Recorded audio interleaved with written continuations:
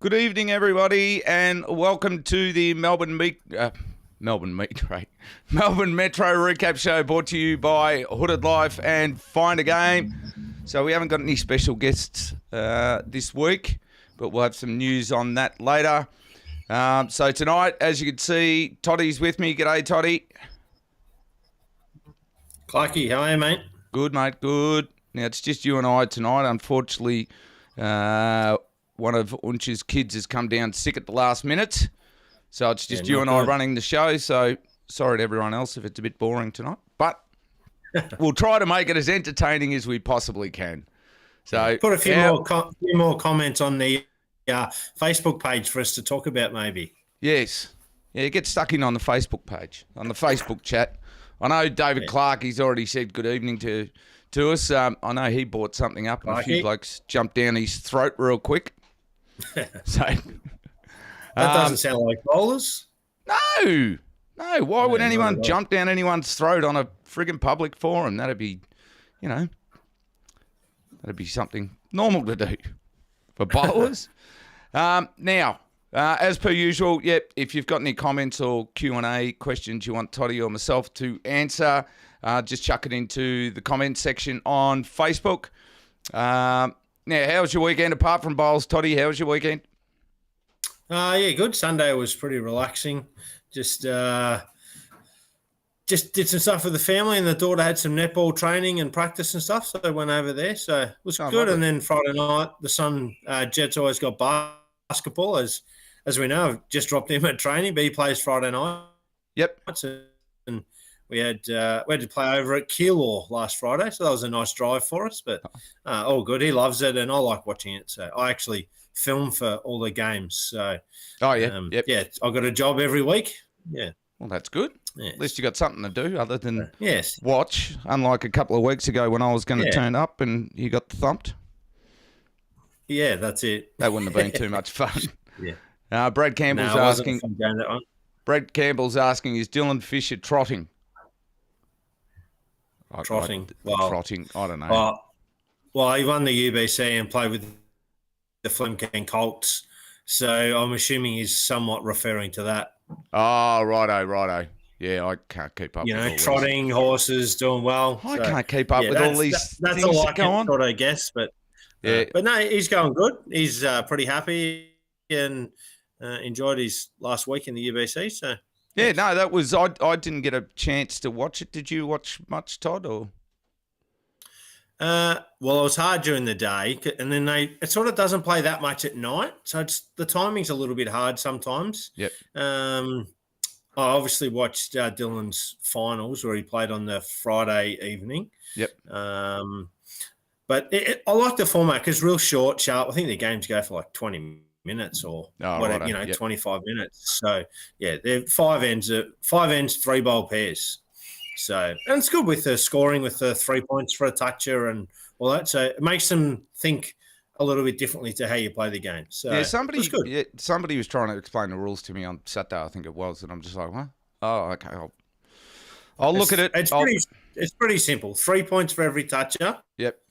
3 points for whoever has the shot on the crossover for the leaders. Okay. Yep. And then at the end, 10 points for shot, 5 for second, 3 for third. Oh, righto. So similar to a 100 up style format, but then plus the extra points. Yeah, that kind of theory. Yep. You could be holding 3 and got the last bowl, but you're still trying to draw a toucher to get a bonus 3. Okay. Got it. So you get 4, but really you only end up with 18 points. Yep. But you get that bonus 3. So yeah, righto. Yeah. Got it now. Yeah. Got it. Good. Yeah.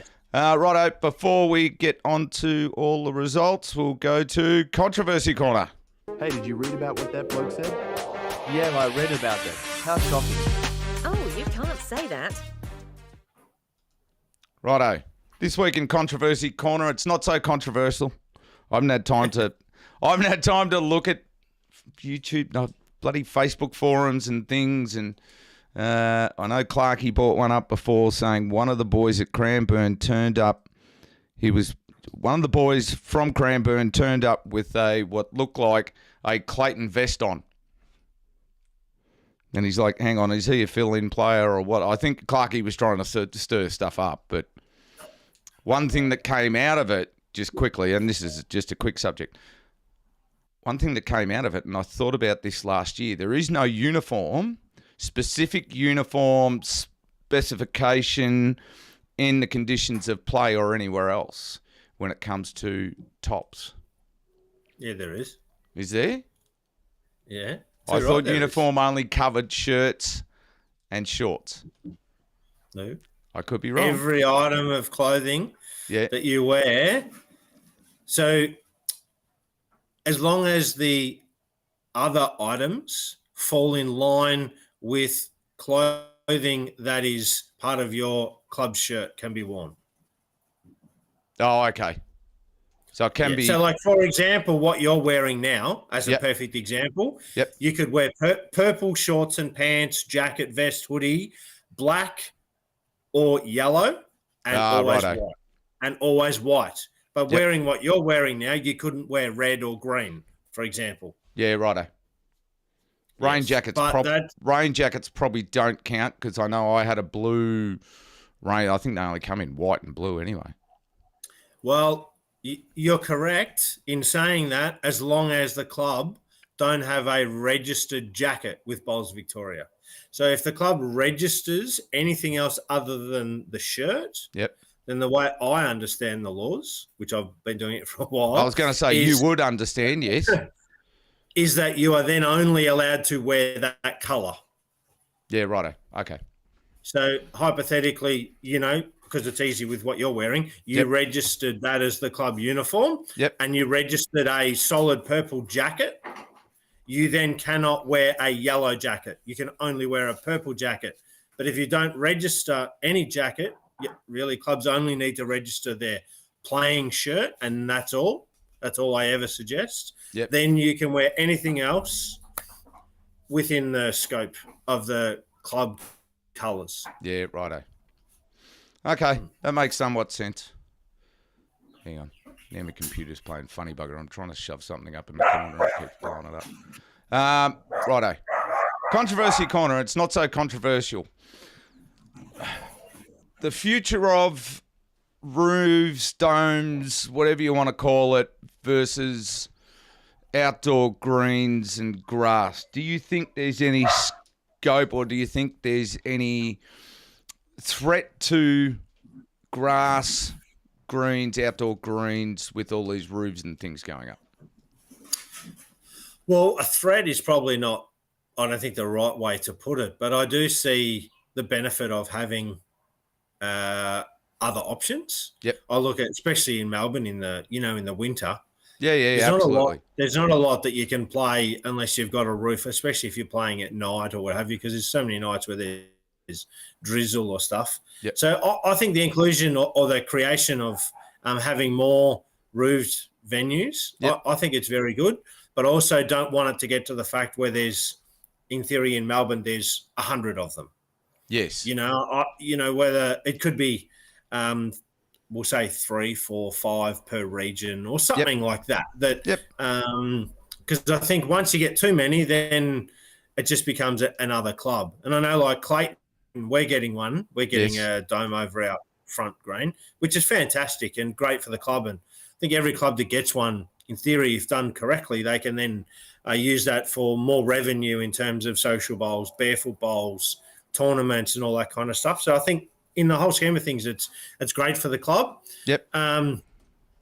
But then, you've got to also run it right and you've got to have the right facilities and, there's a whole lot of other factors that go towards it that make it a success. Yeah, you can't just have a roof over the top and you do nothing different, in other words.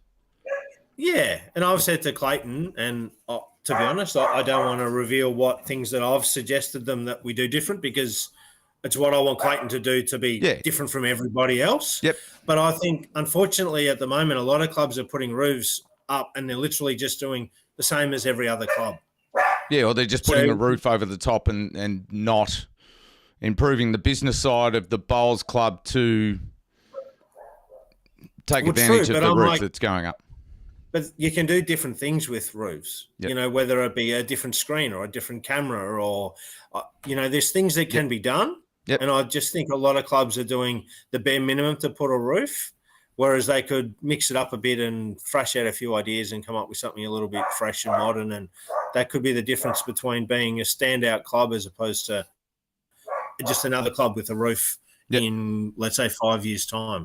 I don't know how many there is now, but... Well, how many roofs are in the Sandbelt region? Caulfield's getting one done now. Chadstone's got one. Brighton's, but they're indoors. Yeah. You're getting one. Dandenong. Caulfield's getting one. Chatty, but I don't know. I've said Chatty to start with. So they've got one. And then there's Narre Warren. And then just down on the peninsula, there's Coringal. Yep. So there's quite a few, in our little area. Yep. Which, and I think it's great in the fact that there can be competitions run, in theory, over the winter that just are played at those venues and stuff. So there's a whole lot of things that can happen, and I think it'll become more and more in a couple of years. I think there'll be quite a few more competitions and stuff that are more permanent. So how does Clayton work at the moment? Have you got two grass? I don't. Packy's got one as well. Yeah, Packy, yeah. We've got 3 grass. Yep. But at the moment, we've got the main TIFF and 1 bent green. And then out the back, we've just started a TIFF last Christmas that is pretty much hasn't been touched. Yep. In preparation for next year, so that when we turn our TIFF into the indoor, they've got another green in case something doesn't go right. Yeah, okay. And then we'll have 2 grass and 1 indoor. So you'll obviously still spend the time on the grass. Would you? Well, I don't think you ever do once you've got the carpet. I just don't see how it would get used. The grass would get used as much as the carpet. Even during the season? I think so, yeah. Yeah, because I know one place where they don't use the undercover carpet. I know they probably won't mind me saying so. Berwick, who are Division 2 trying to get into Division 1, they've got an undercover and it is,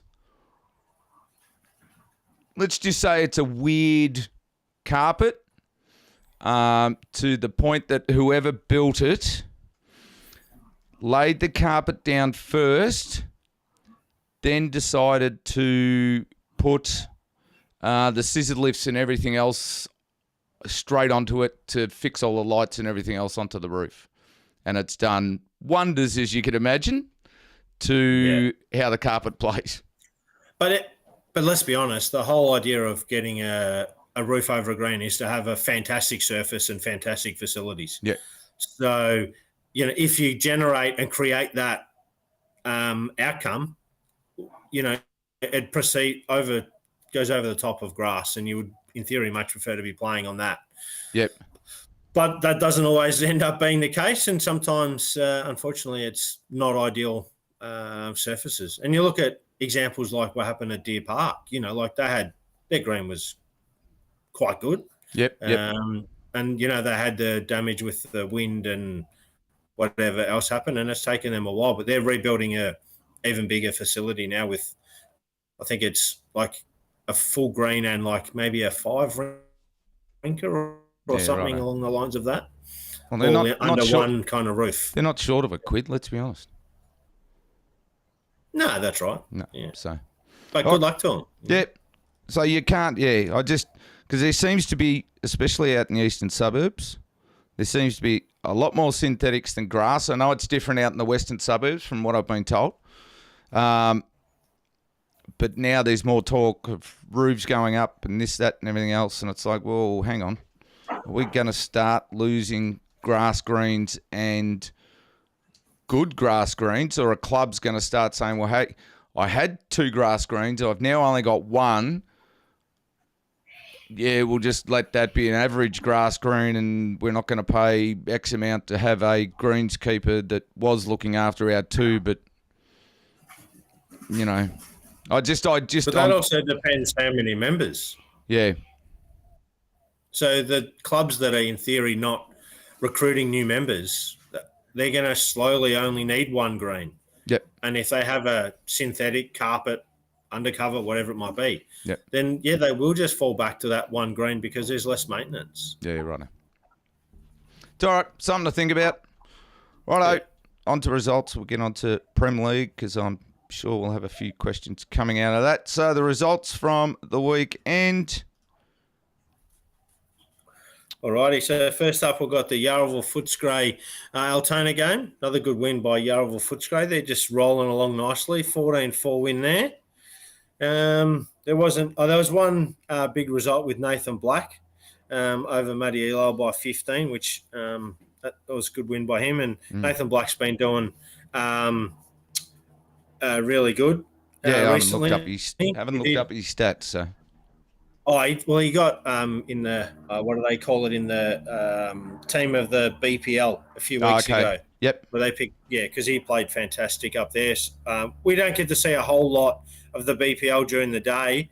Only sort of one game at night and the odd game here or there. But obviously he did well because he got voted in the. I can't remember what they call it, but it was the top. There's two male, one female that they pick as the best players for the event. So he did well there.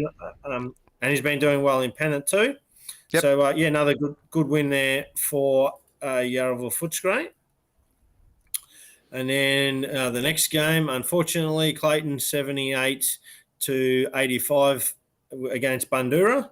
Again, that was probably sort of been the story of our season, most games. I think we're about, I don't know, 3 or 4 in front with maybe 15 ends, maybe 20 ends or something along those lines.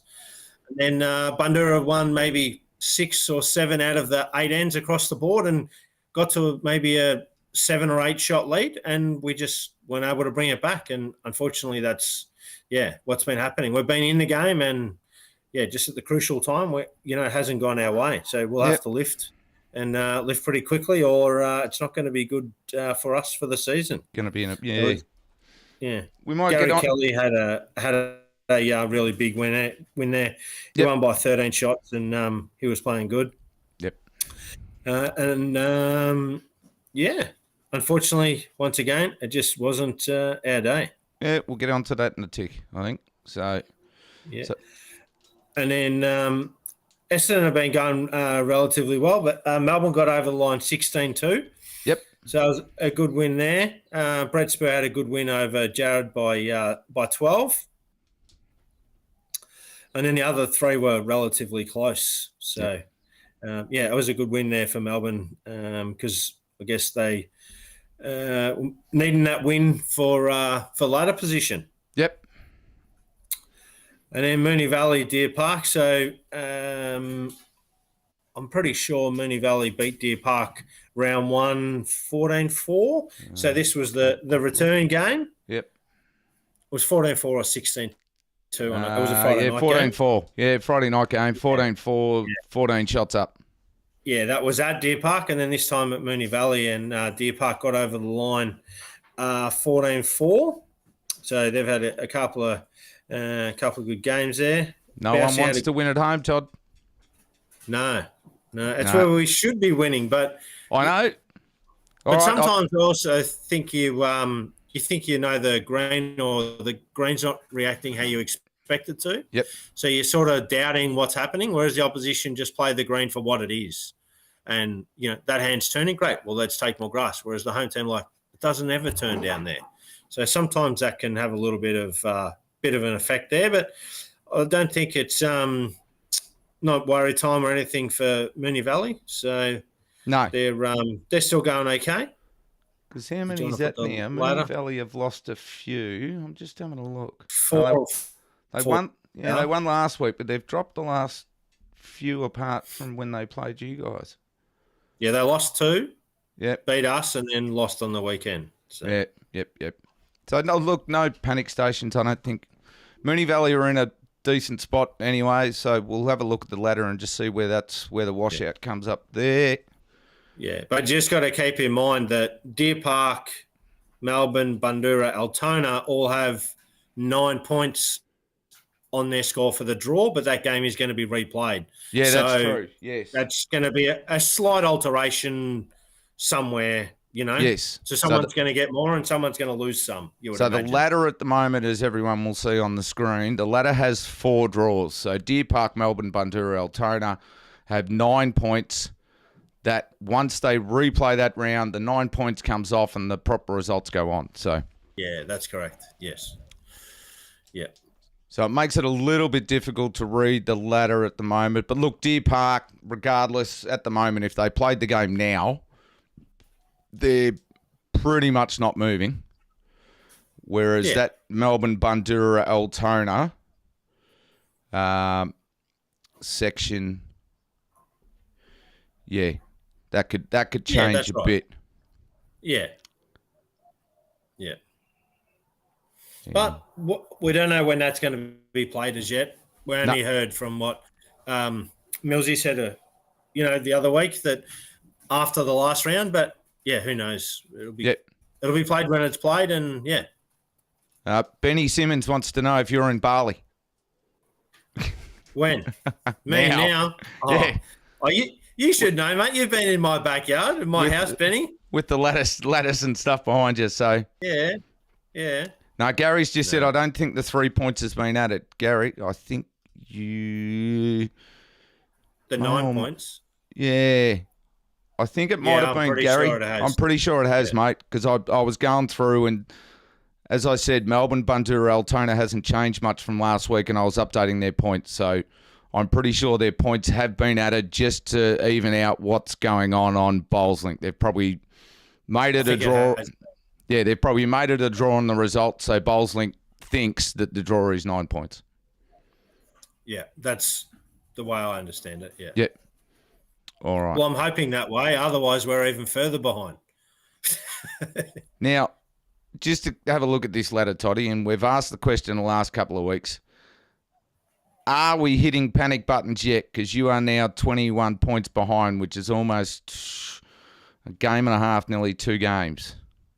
What do you want me to say? I don't know. I just, again, the question was asked, are you hitting the panic buttons or are we waiting until round 10? We play Melbourne Friday night. Yeah, righto. So our plan is to go out and get 18 points. Yep. To put the ladder back up. Yeah, 18 points will get you. If we go out and get 18, yep, we'll be on 51. I don't know who Altona play, and if Altona don't win, then we're within 1 game of Altona. Give or take the 9 points. Yeah. Because, if say Bundoora and Altona both lose and we get 18, well, we're within 1 game. Yep. And they have to play each other. So one of them's going to lose some points. So, yeah, we're a fair way behind. But you fast forward 2 weeks or 2 rounds and we have 2 wins. Yep. Then, we're very much within striking distance. All right, the boys are saying on the chat, and there's a few of them popping up saying that the points haven't been added. The 9 points haven't been added. It's just showing a draw in the in that field. Oh, okay. Yeah. Maybe I don't know. I didn't go back to last week's ladder. I was too busy looking at everyone else.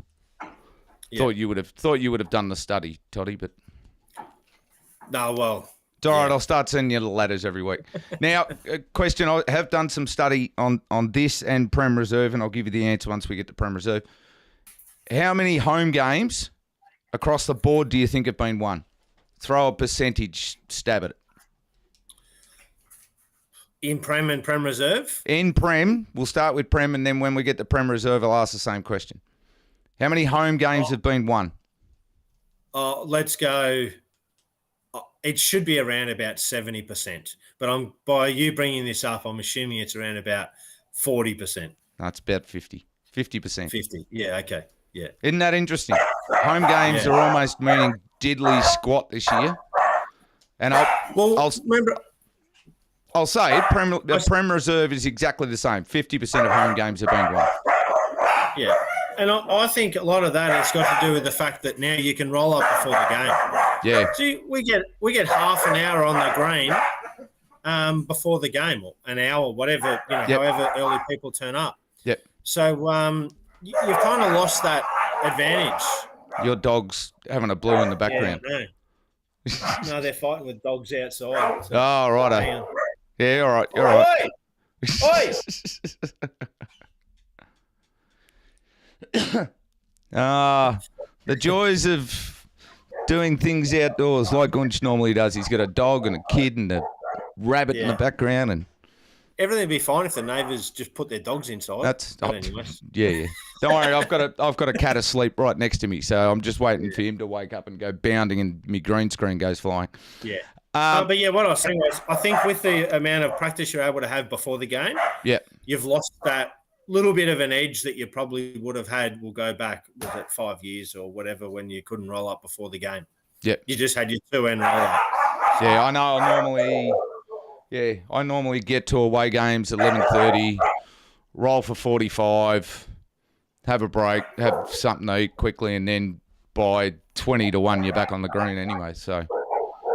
Yeah, so you've got, in theory, quite a good understanding of the green, and you're 50 of the draw as to what rink you're going to be playing on. So, and if you're drawn on and then again, 1 and your team's drawn on 1 and 2, you go on 1. Yeah, it's more getting the speed and line you work out pretty quick. So even on different rinks, it'll only take you an end or two to get lined. So yeah, it's all right. I'm just having a look at all these. Travis Preston just said, you take your headphones out and think we can't hear you yelling at the dogs. Oh, sorry, I was trying to help, but I did hit the mute button after about a second.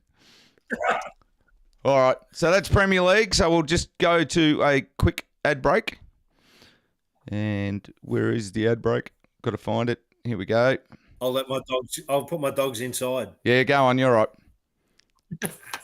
So thanks to our proud sponsors, The Hooded Life, we have a special offer for Melbourne Metro Recap viewers. So this offer is open. We put it up a couple of weeks ago, but it is open for the next few weeks at least. Toddy hasn't said whether it's going or not. So if you or your club places an order this week or the next couple of weeks for 100 towels, you'll get another 50 for free. So that's 150 towels for the price of 100. To let you know, that's $6 a towel. So by all means, get your club to ring Toddy at Hooded Life, proud sponsor of myself and the show. So yes, we understand when we did this the other week, Toddy and I spoke over the phone and said, well, we can't do it for 1 week because, again, everyone's got to take it to their boards and things like that. So completely understand. So we'll leave that offer open for a month or a few more weeks after the Christmas break. Now, Clarkey has said on that little topic, stopping the roll-up had its problems for other side of bowls outside of Prem. So what's... Well, I think he's saying stopping the roll-up had its problems for anyone outside of Prem League, which I don't see how. Because, again, No.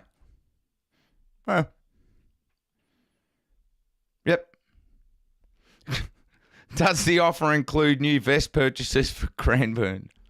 Clarkey, you're a shit stirrer. Righto. On to Prem Reserve. I've hoped you looked at these results too, Toddy, because I've been working on Div 1. Good.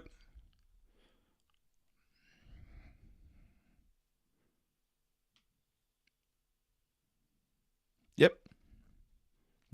That's right.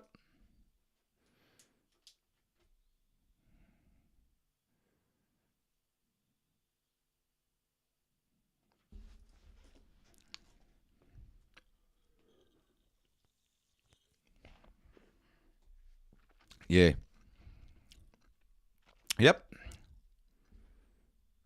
Hang on. I had you on mute. Start that again. Oh, sorry, folks. Oh, that's yes. I know, Matt. I had him. Yeah, a few people have popped up. I can't hear Todd. Sorry, my bad. I had him on mute. Hit the wrong button. Go on. Right, so Heathmont 55, MCC 81 with a 16-2 win over Heathmont, which, goes to what you were saying before about the away teams having a win. But I probably, MCC would have been my pick to win the game. Win that one. Probably not by not that kind of margin. So it was a good win there for them. And then we got Flemken 74-91 Port Melbourne, 16-2. That's probably about what I would have probably said. Yeah, 16-2 and, about the 15 sort of margin with Port Melbourne. So, obviously, I've thought Port Melbourne are, going to be in for a good, strong season. Then Whittlesea and Fitzroy had a draw. I don't have any information on that, but I'd love to know what it sort of was, coming into the last end or the last couple of ends. Unfortunately, we didn't get any of that info. Which reminds me, people send in some information. Again, we can only sort of see what's on Bowls Link and study sort of different things and ladder movements and the like. So any comments that you want to send, I'll put up my email address after I drop this graphic, or a few people have started to get me on my Facebook Messenger for Match Jackson Balls. So please do so, especially results like this, so we can sort of give a clear indication of what has happened. Yes. And then the last round, we got Lilydale defeating Dandenong. And, Lilydale obviously doing well. And on their home green, they're always sort of hard to beat on the carpet there. Even though they're playing Dandenong, there's probably on a similar carpet, but maybe not quite as quick as the Lilydale carpet. But there was a big win of Josh Sanders that had a good win by 16, which always helps. So well done to Lilydale there. Yep.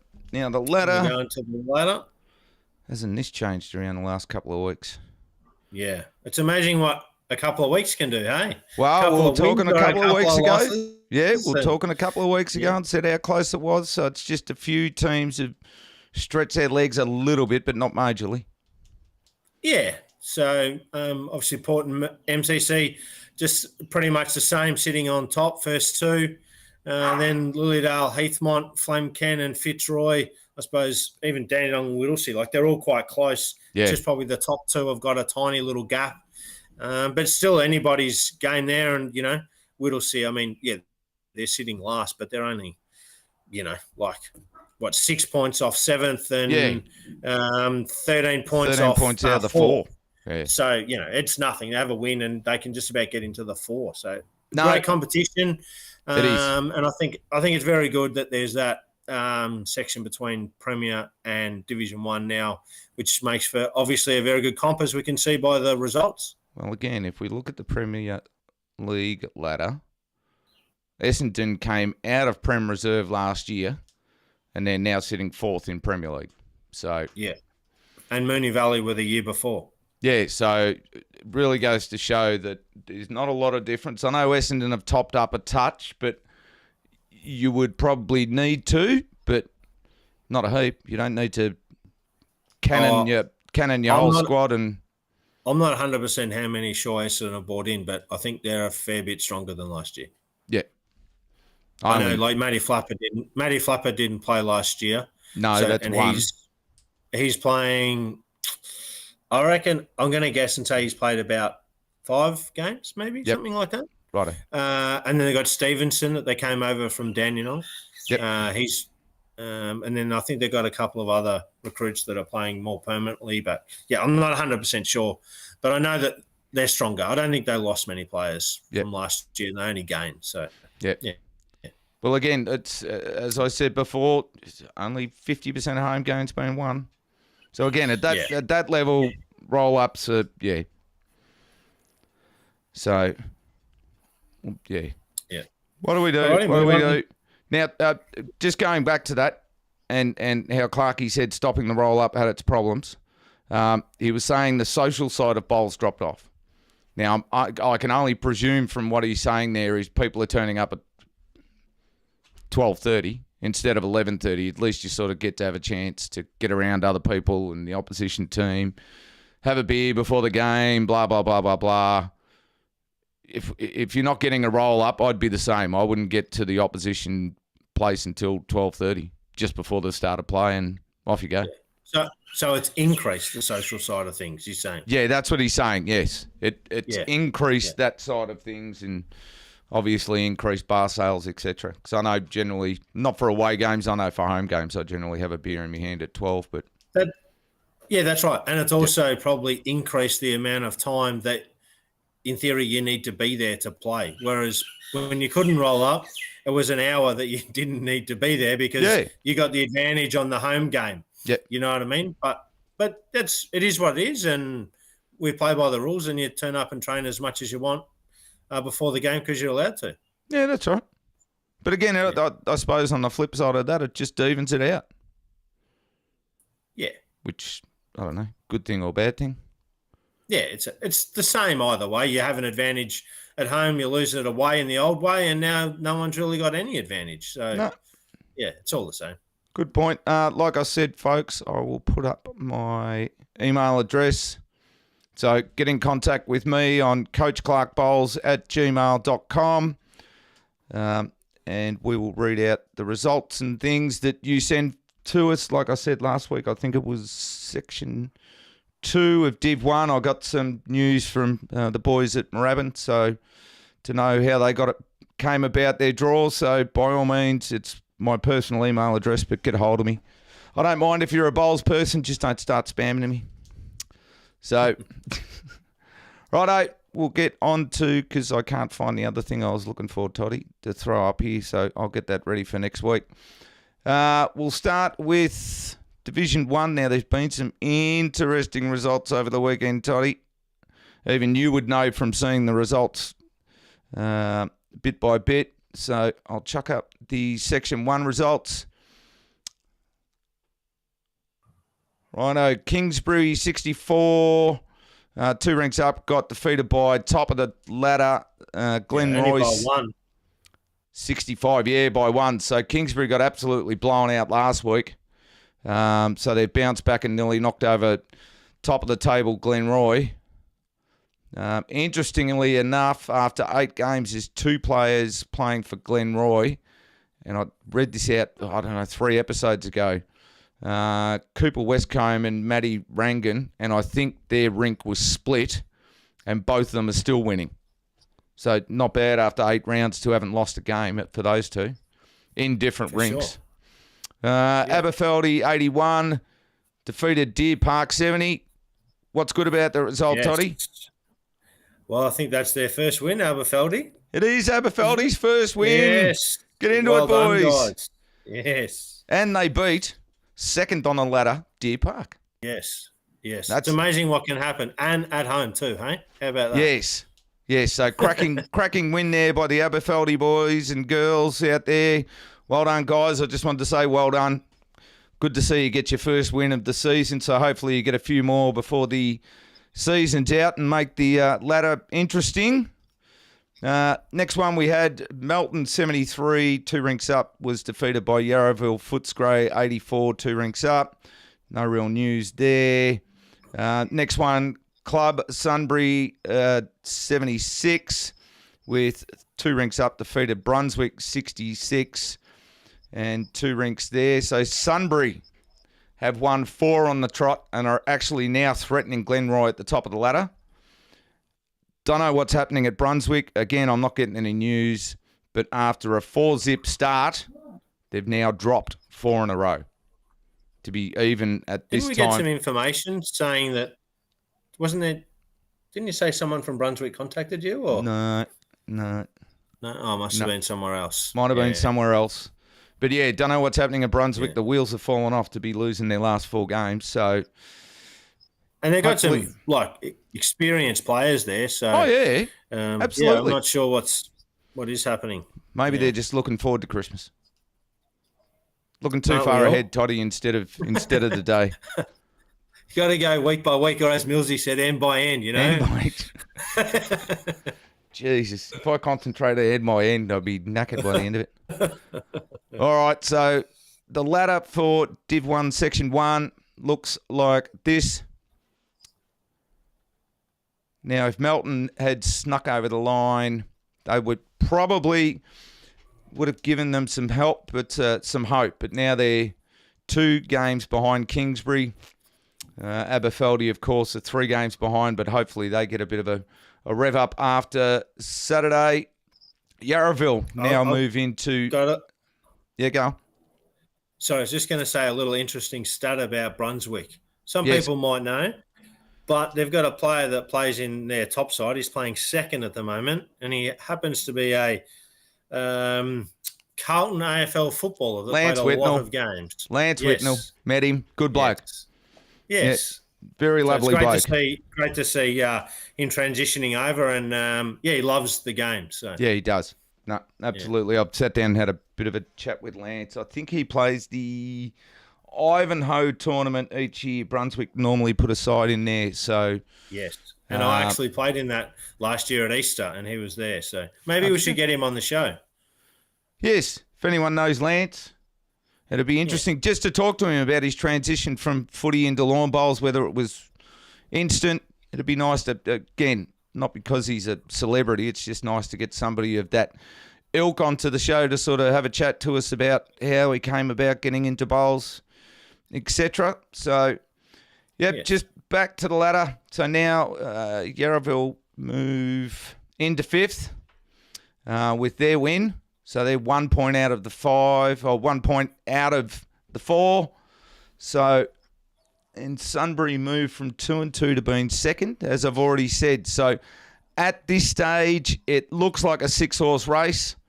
But all Melton and Aberfeldy need to do is win a couple of games, have Yarraville, Kingsbury lose a couple, and it makes it interesting. But sort of 8 games in, it gives you a bit of an idea of what's going on.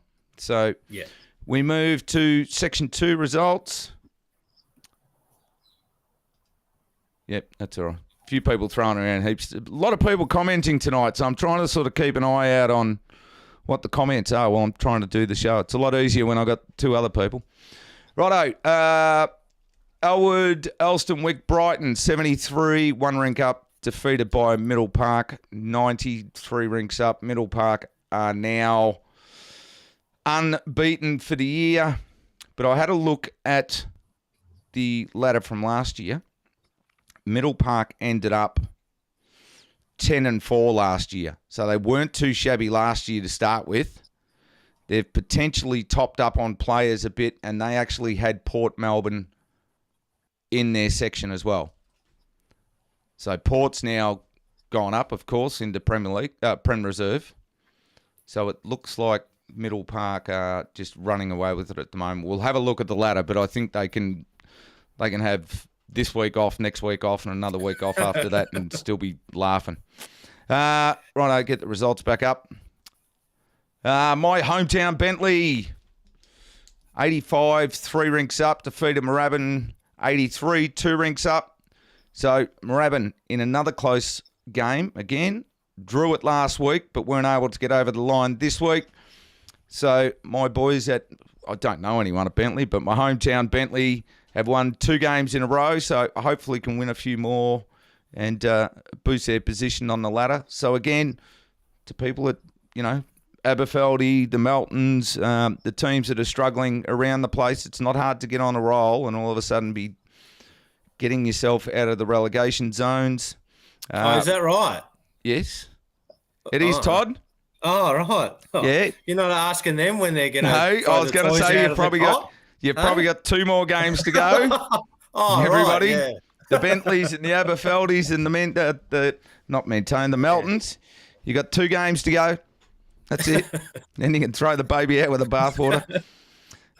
Richmond Union, 68, 1 rink up, defeated by Beaumaris, 81, 3 rinks up there. Melbourne, 90, 3 rinks up, defeated Blackburn, 73-2. So the tides were turned on this match. Blackburn defeated Melbourne on this one. Home ground advantage on both of these teams, which are sort of middle of the ladder. So sort of the result that we'd be looking for from those two. So to go the ladder here for Div 1 Section 2, when it comes up, decides to come up. Righto, we've got Middle Park, streaks ahead. That's why I said they can have this week off and have a Christmas lunch at the club and then have a New Year's Eve hangover for a few weeks before they come back. Beaumaris, EEBC and Moorabbin pretty close.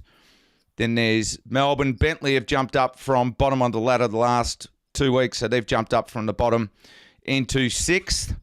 Blackburn 7th and Richmond Union 8th. So again, especially quite in this... spread out, isn't it? It is. It is very spread out. So it's sort of Middle Park, top of the ladder, then Beaumaris, EBC, Moorabbin. Then you got Melbourne, Bentley, Blackburn, Richmond Union. So, and again, you only need 2 games. As I said before, Bentley were on the bottom winless. They've now won 2 games and jumped up into 6. So they're at the moment out of the relegation zone. So it doesn't take much. Todd? Yes, very much so. Righto, Div 1, Section 3. I was going to leave this to Unch, but like I said, unfortunately, one of his kids got crook 15 minutes before the show started. Bundoora, 92, 2 ranks up, had a very good win over Croydon, 61, 2 ranks up. The boys came back. I think it was Funky O'Halloran had a bad loss. I'm not sure because I know his rank's been winning well. So looks like the boys there had just a day off. Happens everywhere because normally to be beaten by 31 is unlike the results there and in this section anyway because they're pretty much 2 top 4 teams. Mooroolbark 59 were defeated well and truly by Unch's club Mitcham 115. So you'll see on the ladder, again, Mooroolbark are staring down the gun of relegation. Yarra Glen 101 defeated Vermont South. Same sort of deal there. And Laylaw, who very much looked to be the strongest side in this section, defeated Whittlesea 102 to 57. So to go to the ladder when it comes up. Come on, ladder. Here we go. So we've got Laylaw, as I said, very strong team, only lost the 1 game so far. Mitcham, again, those 2 were the standout teams last year in this section. I think Mitcham ended up beating Laylaw in the final. Croydon on 5 and 3, Bundoora on 5 and 3, Yarra Glen on 4 and 3, and the washout at Mooroolbark. So, and Whittlesea not far behind them. So it's almost, again, I don't want to speak out of turn because I've got mates at Mooroolbark and Vermont. It pretty much looks like a 6-horse race from here on out, unfortunately. It's very similar to the Section 2 ladder in terms of the breakdown. Yeah. Yep. Yeah, there's a big gap between 1st and 6th, but a couple of games here and there can change the ladder around pretty quick. But like I said, unfortunately, the last 2 almost look out of it. Yeah. Righto. Section 4. Now, there were some upsets in this one, so we'll have a quick squeeze. Clarkie's saying get better. I don't know who he's saying get better about or to, but anyway. Won't talk about my results either from the weekend. Cranbourne, 85, defeated by Narre Warren, 87. 1 rink up to Cranbourne. And that game was live streamed Friday night. That game was live streamed, so I'm not even going there. I'm not even going to talk about the results. I'm jack of it. Absolutely over it. So any Division 1 games from here on out that are live streamed, I'm just ignoring them. No fault of our viewers, just ask somebody who gives a crap. Mulgrave, 71, defeated by Parkdale, 75. Now, I'll just quickly pull up the ladder in my peripheral vision. So, again, if I go to Section 4... Yeah, that's an upset. Yeah, by Parkdale, yes. Yes, so... I haven't got the right sections up. I'm losing the plot. So Mulgrave had won 5 before that, and Parkdale had won 2 before that. Yeah, that's right. And the big one here for Parkdale, they've now won 2 on the trot. Now, they only had 2 wins on the board 2 weeks ago. They've now knocked over Mulgrave and Cheltenham, who Cheltenham's currently sitting... Oh, no, these 5th. Are last year's results. No wonder I'm going a bit batty. Well, I picked Parkdale to win round 1 versus Mulgrave at home, and they lost. Yeah, So, no, that's, like I said, Parkdale, big upset because I think they were sitting on one game and they've won their last two against Mulgrave and Cheltenham. So, they're big wins. So, they well and truly look like they're getting on a roll. So, next game, Pakenham 85, all rinks up, defeat Mentone Edge. Wow. That was battle. Well, Pakenham were third before the weekend, I think. Yeah, I know, but to turn around and give Mentone an absolute smacking. Yeah, that's. I know Packies are not. It's a difficult green to play on, somewhat, but not to the tune of whatever that is. 20. And there wasn't any big. There wasn't any big blowouts. Like there was 8 shots or 10, 1 and 8. Yeah. So, but overall, and against an unbeaten Mentone Edge that's just been absolutely rolling everyone. And I actually did have a 100%. Well, I did have a look at the Mentone players because I thought maybe they've got somebody out, not to detract from Pakenham at all. And they went in with a full strength side. So, oh well, happens to everybody. That's it. Last game, Keysborough. 82 defeated Cheltenham 64, 3 rinks up. So Keysy brings up their second win for the year at home against Cheltenham, who were 3-3 a couple of weeks ago and have also lost their last 2 games against Parkdale and Keysborough. So it's very interesting. Must be a bit of a worry there for Cheltenham, who were fourth 2 weeks ago. So... and we'll see the results now. Where's the ladder for this section? Yes, Clarkey, I read out Packy over Mentone. Don't need to comment on it. So, there we go. Mentone finally, 7-1. So they've got a loss on the board. Pakenham 5-3, Mulgrave 5-3. So it's starting to tighten up almost all the way down. So... if results were a bit different, we could have almost said, hey, this top 4's not far from being locked in, but now it's top. It's all jam-packed there. Well, it is. A couple of weeks. Down to Parkdale 7th. There's only 15, 16 something points between 4th and 7th.